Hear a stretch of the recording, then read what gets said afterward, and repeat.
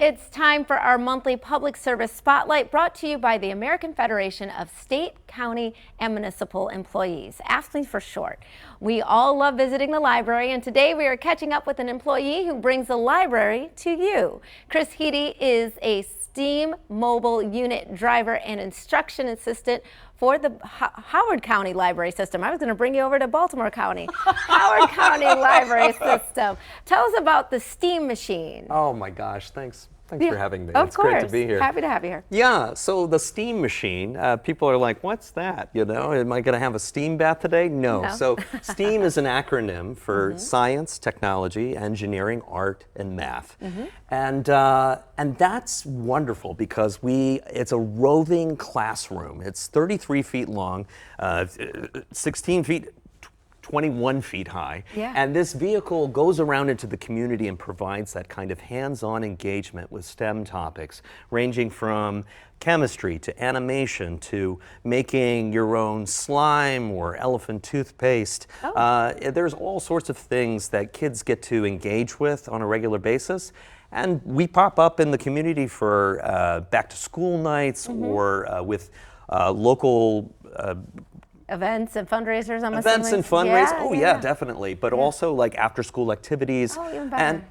And we even, it's not just teens, but we also have collaborated with workforce development in the past, providing necessary hands-on support of laptops and other things to make sure that people have the resources so that they can come back into the workforce. Yeah, and that STEAM machine, it is huge, so you guys have the space to do it. Yeah. What got you into this work? It's a funny question. So I come from the entertainment arts, having worked for theme parks like Walt Disney World as a puppeteer, or I was conductor of the Hogwarts Express in the Wizarding World of Harry Potter. Okay. And I was even, for a short time, voice of the Reese's Peanut Butter Cup for the Hershey Company. Okay. So all of these things, you know, I engage with people through brands, and the work that I do with the library is an extension of that. I provide that sort of hands-on engagement with STEM topics in a way that appeals to the public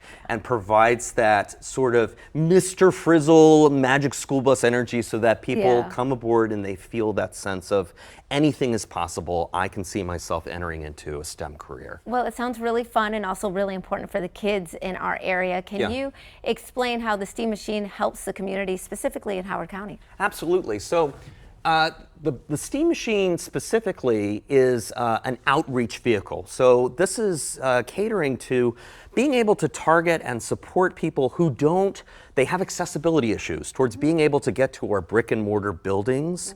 And so maybe it's been a minute since they've gotten to engage with the library. Maybe they don't know that we're teaching these STEM classes. We actually run into that barrier a lot where folks are like, well, why are we teaching classes about this? Why are we renting out sewing machines, etc.? That's very cool, but aren't you all about books? And so, you know, we really want people to think about libraries as a place of institutional knowledge, about access to these resources. And unfortunately, at this day and age, we run into that as being a barrier for a lot of people towards being able to access basic technology, having this hands-on training and support, being able to do that in an environment where they can feel vulnerable and ask questions without looking like they don't know something. Right. That's very important towards teens, but adults as well. We all need a safe place to do that, and the bus provides that.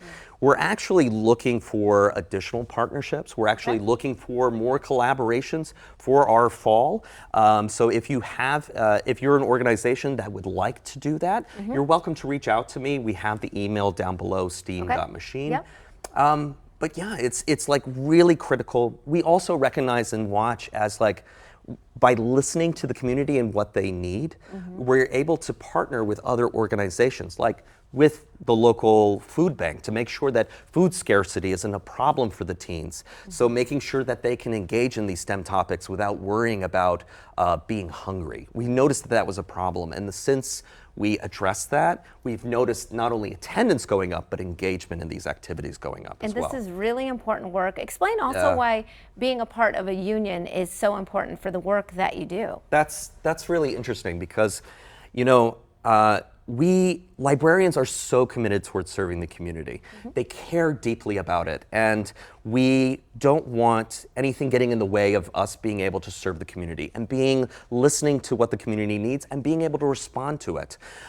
We formed our union at Howard County Library System for 3 primary reasons. 1 is communication, 2 is collaboration, and 3rd is compensation. So that communication, being able to hear ahead of time what is coming down the pike, what are the big ideas, what's our goals and objectives, and making sure that we can have the necessary time to respond and reply to that. That's that second part of collaboration, being able to vocally have a seat at the table and being able to make sure that we're properly staffed, making sure that we are asking those questions about how this is going to be serving the community. And then being compensated the right way as well. You That's want to right, make sure. because so if someone, yes, that's you have to make sure that you are. And if someone else is watching, other library workers that want to unionize, what would you suggest to them? I would recommend that they absolutely join if they already have one. And if they don't, they should absolutely reach out to AFSCME or their local organization. Perfect. Good. And we just had that website on our screen, so we are all set there. I want to thank you so much for all of this important information and the work that you do in the community. We appreciate it. And we'll be right back with more Midday Maryland right after this. Stay tuned.